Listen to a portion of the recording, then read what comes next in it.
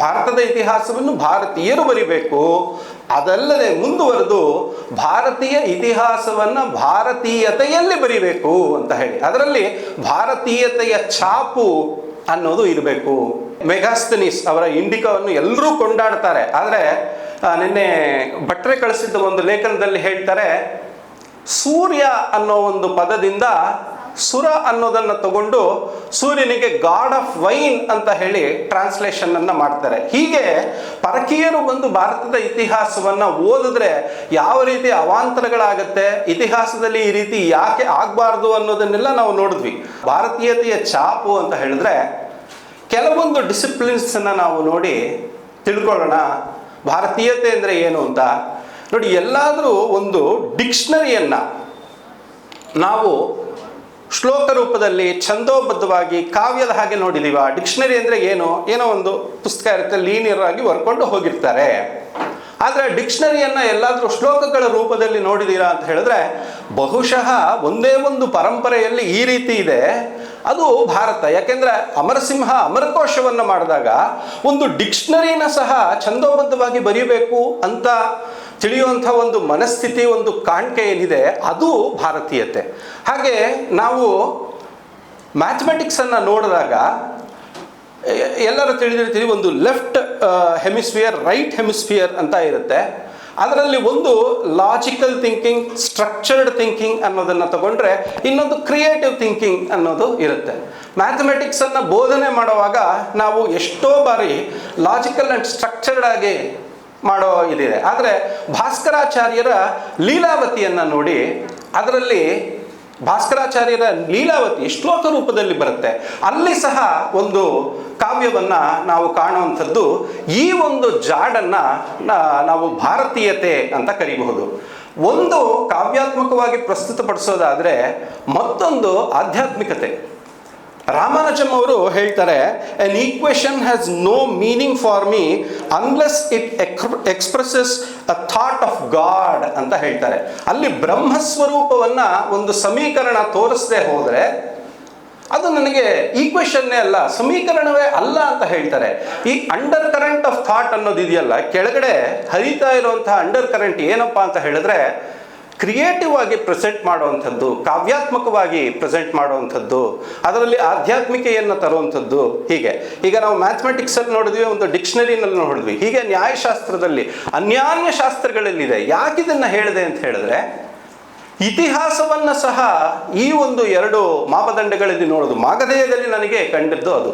ಯಾಕೆಂತ ಹೇಳಿದ್ರೆ ಇತಿಹಾಸದ ಕಥೆಯನ್ನು ಹೇಳ್ತಾ ಪುರಾಣವನ್ನು ತಗೊಂಡು ಬರೋದಿರಲಿ, ಆಧ್ಯಾತ್ಮವನ್ನು ತೆಗೆದುಕೊಂಡು ಬರೋದಿರಲಿ, ಇನ್ನೊಂದು ವೇದಾಂಗಗಳನ್ನು ತಗೊಂಡು ಬರೋದಿರಲಿ, ಅದರಲ್ಲಿ ನನಗೆ ನೋಡಿದಾಗ ಅನಿಸಿದ್ದು ಏನಪ್ಪ ಅಂತ ಹೇಳಿದ್ರೆ ಇದು ಒಂದು ಅಪ್ಪಟ ಭಾರತೀಯ ಕೃತಿ ಅಂತ ಹೇಳಿ, ಭಾರತೀಯರೇ ಬರೆದಂತಹ, ಭಾರತೀಯರಿಗಾಗಿ ಬರೆದಂತಹ, ಭಾರತೀಯತೆಯನ್ನು ಮೆರೆಸ್ತಾ ಇರುವಂತಹ ಕೃತಿ ಅನ್ನೋದು ನನಗೆ ಅನ್ನಿಸ್ತು.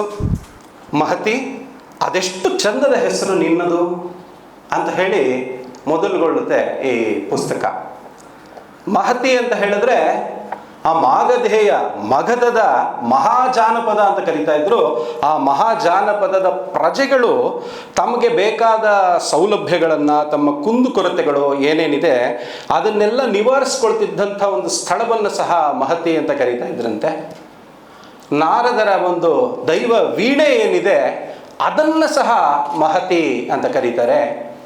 ಈ ಮಹತಿ ಅನ್ನುವಂಥ ಒಬ್ಬ ಸಂಶೋಧಕಿ, ಅವಳನ್ನು ನಿಮಿತ್ತವನ್ನಾಗಿಟ್ಟುಕೊಂಡು, ಈಗ ಹೇಗೆ ಭಗವದ್ಗೀತೆಯಲ್ಲಿ ಅರ್ಜುನನ ನಿಮಿತ್ತವನ್ನಾಗಿ ಮಾಡಿಕೊಂಡು ಶ್ರೀಕೃಷ್ಣ ಪರಮಾತ್ಮ ಭಗವದ್ಗೀತೆಯನ್ನು ಹೇಳಿದ್ನೋ ಹಾಗೆ ಒಂದು ಸಂಶೋಧಕಿ ಬಂದು ಪ್ರಶ್ನೆಗಳನ್ನು ಕೇಳುವಂಥದ್ದು, ಅದಕ್ಕೆ ಉತ್ತರವನ್ನು ಬರೋ ಹಾಗೆ ಈ ಮಾಗಧೆಯ ಮಹಾಜಾನಪದದ ಒಂದು ಇತಿಹಾಸವನ್ನು ಸದ್ಯೋಜಾತ ಭಟ್ರು ಕಟ್ತಾ ಹೋಗ್ತಾರೆ.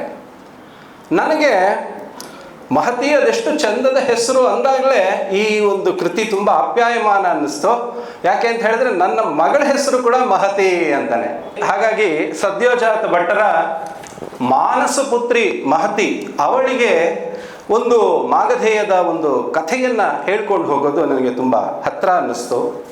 ಮೊದಲನೇ ಅಧ್ಯಾಯದಲ್ಲೇ ಬಿಂಬಿಸಾರ ಮತ್ತು ಮಹಾರಾಜಾದಿರಾಜ ಸಮುದ್ರಗುಪ್ತ ಅಂತ ಹೇಳ್ತಾರೆ. ಮಹಾರಾಜಾದಿರಾಜ ಸಮುದ್ರಗುಪ್ತನ ಇತಿಹಾಸವನ್ನು ಬಿಚ್ಚಿಡ್ತಾ ಹೋಗ್ತಾರೆ ಮೊದಲನೇ ಅಧ್ಯಾಯದಿಂದಾನೆ. ಯಾವುದೇ ಒಂದು ರಕ್ತಸಿಕ್ತವಾದ ಇತಿಹಾಸವಿಲ್ಲದೆ ಇಡೀ ಒಂದು ಭಾರತವನ್ನು, ಅಖಂಡ ಭಾರತವನ್ನು ಆಳಿದಂಥ ಮಹಾನ್ ದೊರೆ, ಇವನ ಬಗ್ಗೆ ನಾವು ಎಷ್ಟು ತಿಳ್ಕೊಂಡಿದ್ದೀವಿ ಅದನ್ನೆಲ್ಲ ಬಿಡಿಸ್ತಾ ಹೋಗ್ತಾರೆ. ಇಲ್ಲಿ ಒಂದು ನಾವು ಗಮನಿಸಬೇಕಾಗಿರೋದು ಏನು ಅಂತ ಹೇಳಿದ್ರೆ, ಸದ್ಯೋಜಾತ ಭಟ್ಟರು ಬರೀ ಪೊಲಿಟಿಕಲ್ ಹಿಸ್ಟ್ರಿ ಇದನ್ನು ಮಾತ್ರ ಈ ಒಂದು ಪುಸ್ತಕದಲ್ಲಿ ಮಾತಾಡ್ತಾ ಇಲ್ಲ.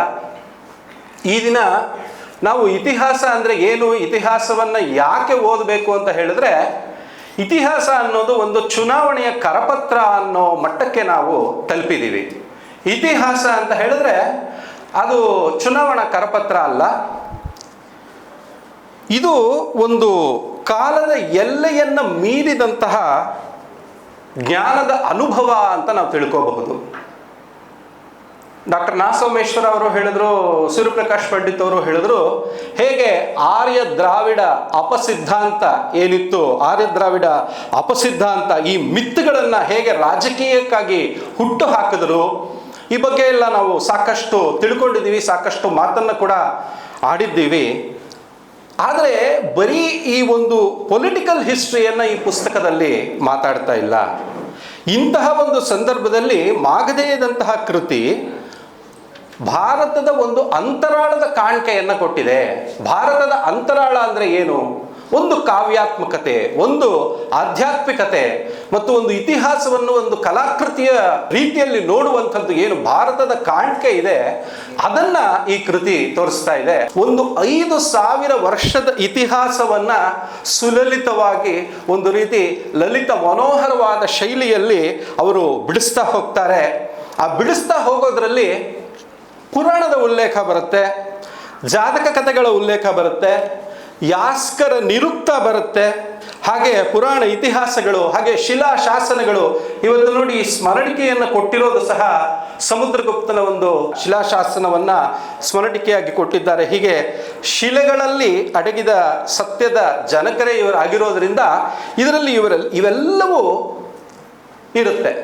ಇದರಿಂದ ನಾವು ಏನು ತಿಳ್ಕೋಬೇಕಪ್ಪ ಅಂತ ಹೇಳಿದ್ರೆ, ವಿದ್ಯಾ ಆದಾನದಲ್ಲಿ ಅಂದರೆ ವಿದ್ಯಾದಾನದಲ್ಲ, ವಿದ್ಯಾ ಆದಾನದಲ್ಲಿ ಒಂದು ಸಮ್ಮೇಳನಾತ್ಮಕ ಕ್ರಮ ಅಂತ ಹೇಳ್ತೀನಿ. ಇದನ್ನು ಒಂದು ಲೀನಿಯರ್ ಆಗಿ ಹಿಸ್ಟ್ರಿಯನ್ನು ನೋಡೋದಲ್ಲದೆ, ಸೀಕ್ವೆನ್ಷಿಯಲ್ ಆಗಿ ಹಿಸ್ಟ್ರಿಯನ್ನು ನೋಡೋದಲ್ಲದೆ, ಸಮ್ಮೇಳನಾತ್ಮಕ ಕ್ರಮ, ನನಗೆ ಸರಿಯಾದ ಕನ್ನಡ ಪದ ಗೊತ್ತಾಗ್ತಾ ಇಲ್ಲ, ನೆಟ್ವರ್ಕ್ ಅಪ್ರೋಚ್ ಅಂತ ಕರಿಬಹುದು. ಹೇಗೆ ಇವೆಲ್ಲದರ ಒಂದು ನೆಟ್ವರ್ಕ್ ಏರ್ಪಾಟಾಗತ್ತೆ ಅಂತ ಹೇಳಿ, ಪುರಾಣವಾಯಿತು, ವೇದ ಆಯಿತು, ಉಪನಿಷತ್ತಾಯಿತು, ಯಾಸ್ಕರ ನಿರುಕ್ತವಾಯಿತು, ಇತ್ತ ಕಡೆ ಶಿಲಾಶಾಸನಗಳಾಯಿತು, ಎಲ್ಲವನ್ನು ಹೆಣೆದು ಯಾವ ರೀತಿ ಒಂದು ನೆಟ್ವರ್ಕ್ ಅಪ್ರೋಚ್ ಅನ್ನೋದನ್ನು ಕೊಡಬಹುದು. ನಾವು ಕಾಲಮಾನದಲ್ಲಿ 360 ಡಿಗ್ರಿ ಅಪ್ರೋಚ್ ಅಂತ ಕರಿತೀವಿ ಇದನ್ನು. ಈ ರೀತಿಯಾದಂತಹ 360 ಡಿಗ್ರಿ ಅಪ್ರೋಚನ್ನು ಸದ್ಯೋಜಾತ ಭಟ್ರು ಕೊಡ್ತಾ ಹೋಗ್ತಾರೆ.